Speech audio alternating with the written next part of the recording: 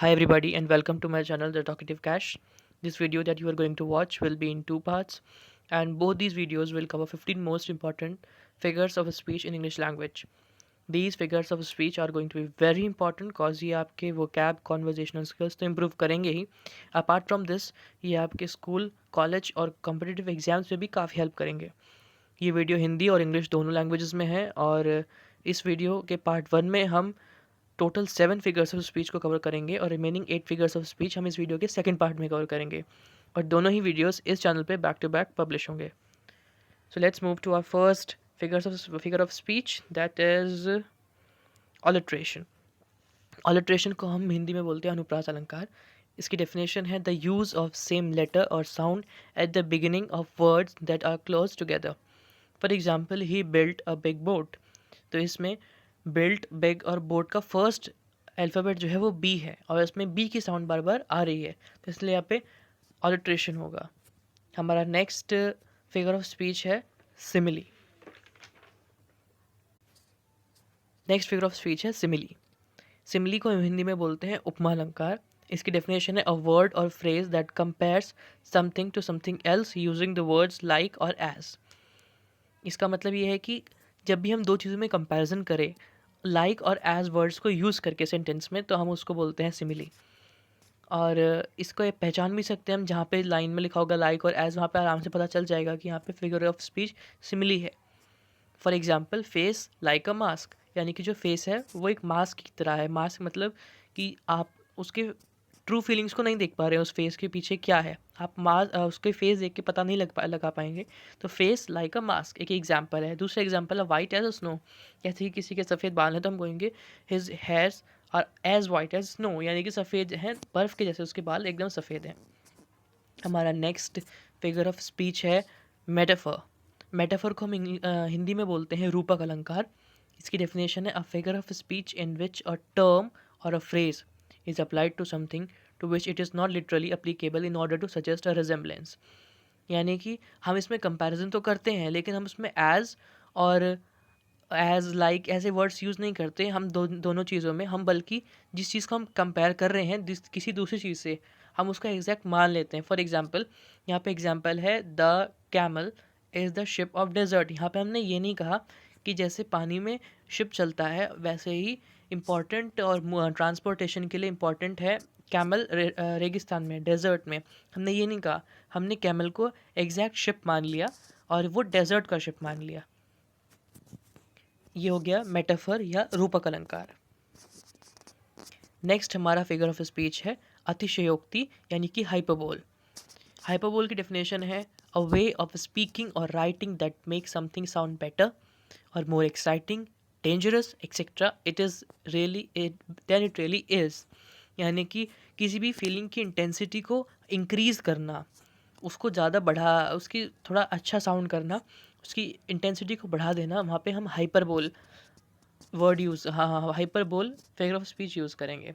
जिसका एग्जांपल है I have million things to do I am so hungry I could eat a horse. यानी कि मैं इतना भूखा हूँ मैं एक घोड़ा खा सकता हूँ. मतलब ये है कि आपने अपनी भूख की इंटेंसिटी को बताया कि आप कितने भूखे हैं. आप इतने भूखे कि आप बहुत सारा खाना खा सकते हैं. ये ना कह के आपने बोल दिया आई कुड ईट अ हॉर्स मैं एक पूरा घोड़ा खा सकता हूँ. टेक्निकली आप घोड़ा नहीं खा सकते पूरा लेकिन आपने अपने भूख की इंटेंसिटी को इतना बढ़ा चढ़ा के बताया है तो यहाँ पे हाइपरबोल लगा हुआ है. नेक्स्ट हमारा फिगर ऑफ स्पीच है एंटाइथेसिस. एंटाइथेसिस को हम हिंदी में बोलते हैं विलोम और इसका मतलब भी ऑपोजिट ही होता है लिटरल मीनिंग. एक रिटोरिकल डिवाइस है in which two opposite ideas are put together in a sentence to achieve a contrasting effect. जैसे कि हमारा एग्जांपल है patience is better but it has a sweet fruit. इस एग्जांपल को हम हिंदी में ऐसे समझेंगे सब्र का फल मीठा होता है.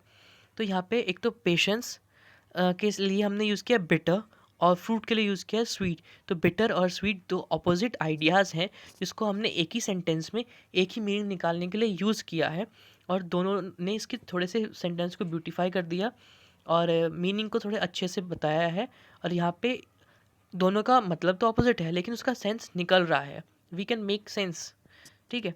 तो बिटर मतलब कि पेशेंस करना बहुत बिटर है लेकिन जो उसका फ्रूट आता है पेशेंस के बाद धैर्य के बाद वो काफ़ी अच्छा होता है. तो ये एग्जाम्पल है तो इसमें एंटाइथेसिस यूज हुआ है. सिमिलरली अगला एग्जाम्पल है better to reign in hell than to serve in heaven. इसमें रेन और सर्व जो है दोनों ऑपोजिट वर्ड्स हैं, ऐसे ही हेल और हेवन ऑपोजिट वर्ड्स हैं, और ये चारों ऑपोजिट वर्ड मिलके सेंटेंस में बहुत ही डीप मीनिंग दिया है। जैसे इसमें cost of independence, cost of freedom बताई गई है कि स्वर्ग की जो सेवा है वो हमें मंजूर नहीं है, बजाय बल्कि हम खुश होंगे नर्क के राजा बन के। मतलब राजा बन के तुम एक इंडिपेंडेंट पर्सन हो, और स्वर्ग में भले तुम कितने भी रिचेस में रहो, लेकिन उस तब भी तुम्हें सर्व करना पड़ेगा। तो इसने ये बताया है, तो ये काफ़ी डीप मीनिंग है, और यहाँ पे एंटाइथेसिस यूज़ हुआ है। नेक्स्ट हमारा फिगर ऑफ स्पीच है पन। पन को हम हिंदी में बोलते हैं श्लेष अलंकार। इसको हम एक और नाम से जानते हैं पैरानोमैजिया। ये पन बेसिकली जोक बनाने के लिए यूज़ होता है, जिसमें होमोफोन्स का काफ़ी हम इंटरप्ले करते हैं, होमोफोन्स यूज़ करके जोक बनाते हैं।